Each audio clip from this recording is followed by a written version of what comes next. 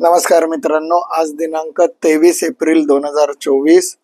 कालच्या माझ्या व्हिडिओमध्ये मी ज्या पद्धतीमध्ये जिथं मी तो व्हिडिओ एंड केला होता तिकडनं आज मी सुरू करायला इच्छित आहे. काल मी एक हिंदीतलं स्टेटमेंट बोललो होतो, अंत नहीं शुरुआत है. त्याच पद्धतीमध्ये आजही सुरू करतोय.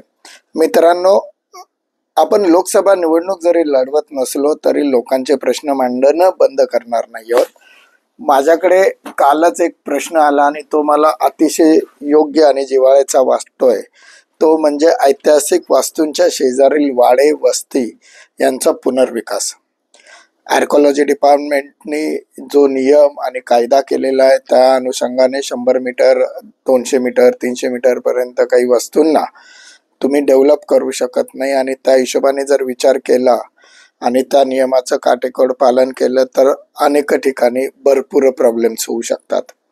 जर आपण आपल्या पुण्याच्या बाबतीत जर विचार केला तर शनिवारवाड्याच्या आजूबाजूला जर शनिवारवाड्याची जॉग्राफिकल सिच्युएशन बघितली तर चारी बाजूंना रस्ता असल्याने तिकडच्या आजूबाजूच्या डेव्हलपमेंटने कुणालाही त्रास होणार नाही. तिथं अनेक नगरसेवकांचं वास्तव्य आहे, कसबा पेठेचं वास्तव्य आहे.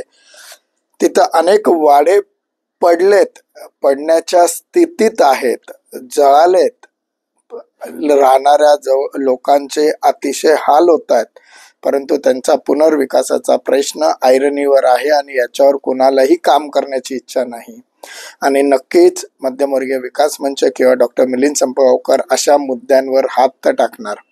मग तो शनिवारवाडा असेल, आगा खान पॅलेस असेल अथवा पाताळेश्वरच्या रेव्हेन्यू कॉलनीचा प्रश्न असेल.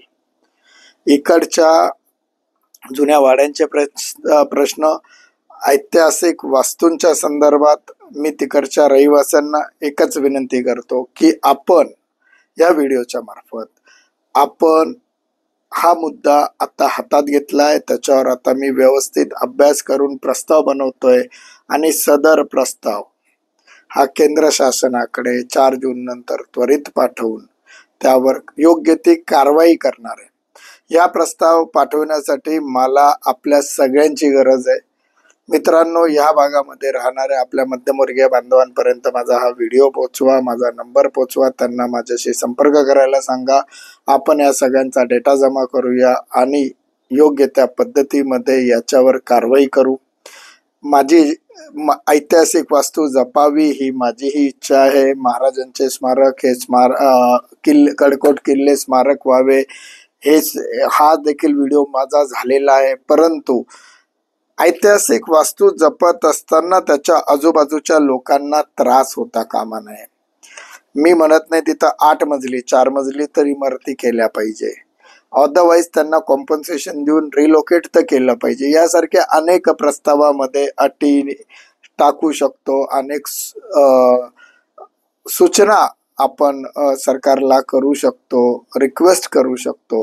या सगळ्यांसाठी हा व्हिडिओ जास्तीत जास्त लोकांपर्यंत पोचवा. जास्तीत जास्त लोकांनी या संदर्भातली माहिती माझ्यापर्यंत पोचवा. एक सॉलिड प्रस्ताव तयार करण्यासाठी अनेक लोक मला सपोर्ट करतायत. आपणही करा आणि यासारखे विषय माझ्यापर्यंत पोचवा. जे योग्य आहेत त्या विषयांना नक्कीच मी चालना देण्याचा माझ्याकडनं 100% प्रयत्न करेल.